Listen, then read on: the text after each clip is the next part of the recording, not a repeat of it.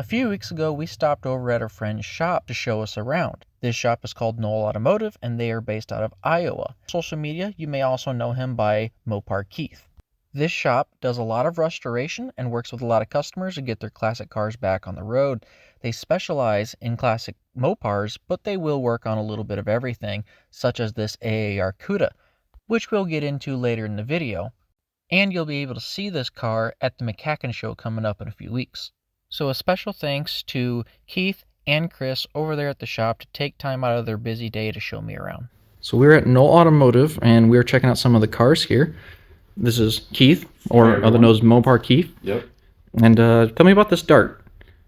Customer brought it in, and it needed some metal work. Really pretty solid car, 68 Dart convertible, and this is in the original color. It's a Q1 color blue. We were able to match the original paint, and this is pretty exact to what it was born like. A white interior, white top, and we did use AMD front fenders and hood. And Chris and I did all the paint and body work on it, so it's ready to go. All trailer. And you have some other Mopars here too? Yeah, absolutely. Let's go into the other room and I'll show you. So primarily we do all of our work is Mopar stuff, but we do a little bit of collision work. And right now you've got a couple different cars in here. We've got a 68 Charger 383 car, and that's in kind of in the medium area on the bodywork. We got some more block sanding to do, and it's ready for paint maybe next month. And you see some Chevy truck doors. We have a 70K10, one of my car collector customers. And then you see some Challenger fenders there. Those are actually for me. So anyone that follows me has probably seen my 71 Challenger RT. And then over in the other bay, we have a 69 Charger RT, and that's a little bit closer on the bodywork. Yeah, you can see the rubber bumper and one of the fenders. This is an AMD fender, but it's an original rubber bumper. Okay. I remember you gave you a little history lesson on the rubber bumpers too. So right, 71 Challenger only, 1 year only on the Dodge. So what's the story on the 68 Charger? So the story is it's a very rusty car.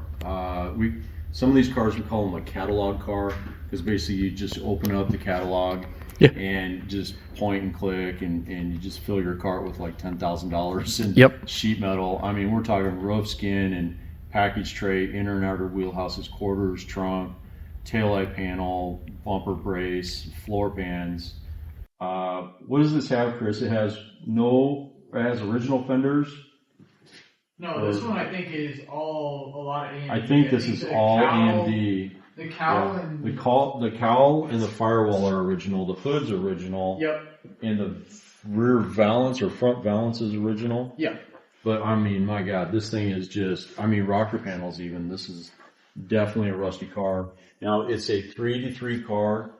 And it's painted in gold, so we're going to go back to the original gold color. And it's an AC car too, right? It's an air conditioning car, automatic floor shift, and all Challengers for Chargers, they're bucket seat cars. But yeah, so we're getting the body lines tightened up. A lot of AMD panels. You definitely need the AMD is saved like thousands of cars. Yep. And not just Mopar. We're talking Fords and Chevys. AMD is really a savior for everything. 100%. I mean, you know, as a testament, there's tons of AMD metal in the shop right now. Yep.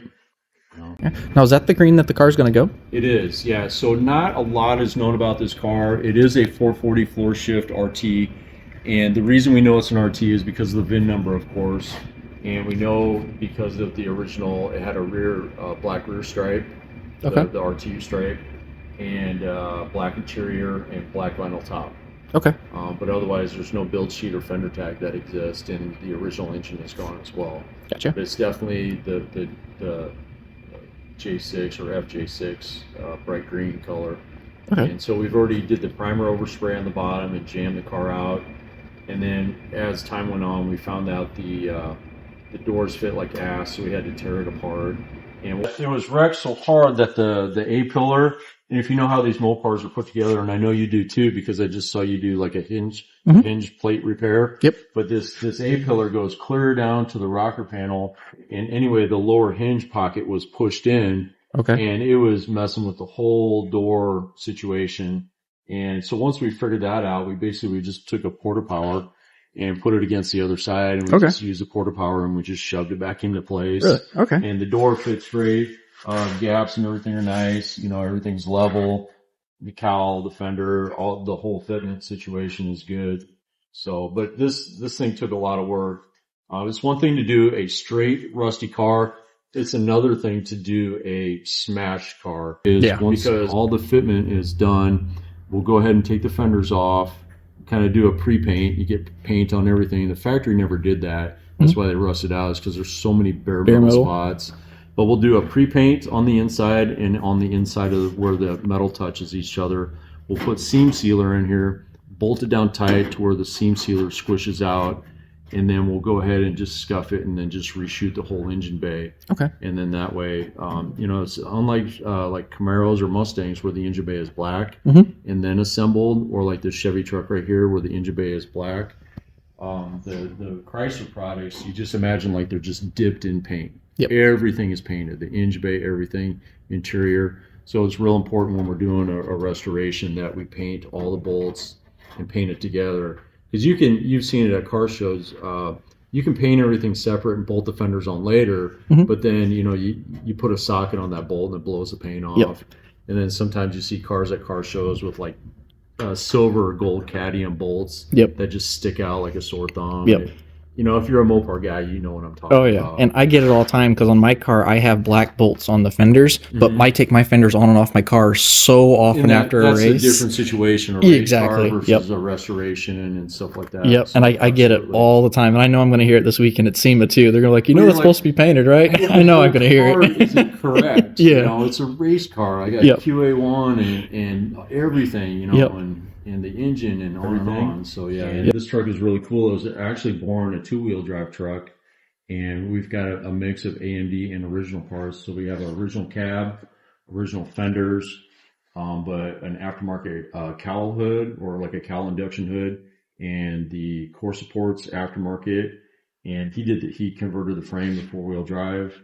The box, we'll go see the box later. The box is done. It's beautiful, beautiful black with a white insert, and it's going to have a red interior. So this is going to be an absolutely amazing looking truck. And he really wants it stock looking. We're going to put like the original steel wheels on it with skinny tires and make it look stock. The only thing that is AMD is the hood, the inner fenders, and the core support and the tailgate. But everything else is original. We did, Chris, go over on that side. Pull the center thing up. So this was a 2-wheel drive cab, but we went ahead and we cut this out like a 4-wheel drive would have, and then we just did a welded nut on the backside and then just shaped it and made it really nice. So you really couldn't tell that it was originally a 2-wheel drive cab. They pretty much had the insert kind of there ready to be pulled out. So, but nice original cab. Like all of them, it needed rocker panel and cab corner work. Super nice. It's original white interior car. There's like there was 4 of them built consecutive according to the known VIN numbers, and there's possibly 11 black with white interior cars that exist. And with Chrysler, it's only what is known to exist. There's no actual factory documentation. Not like a Kevin Martin report with Mustangs and Torinos and stuff. Chrysler doesn't have that. Okay. So you can only base the numbers off of what's known to exist. And the side glass is like a factory tint, kind of like a smoky tint. I thought you guys tinted that too, so it looks pretty good. We bought it tinted, so it's like, I don't know how they do it, but it's kind of a smoky tan tint, and we matched the back window to it. But original presidential blue. Now the car was born, I call it a small block, like me, the Mopar guy and me. It was born a 302 car, and now it's got a 390 in it. So that's one of the only real deviations from originality, is now it's got a giant engine in there versus what it was born with. But primarily the car was born with the white C stripe, blue paint, and so pretty much original and restoration.